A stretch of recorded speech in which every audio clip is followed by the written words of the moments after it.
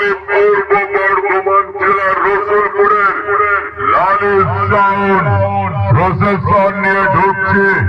রাস্তা থেকে সরে যা, নইলে সালা আমার দেশের মাঝে পড়লে ওদের সব কটাকে কুটি মারার মতো মেরে দিয়ে চলে যাব। বাড়ি ফেরার সময় ওদের সেটের কোন অস্তিত্ব খুঁজে পাবি না। কে বুঝলি? আমি হলাম লালের সাউন্ড।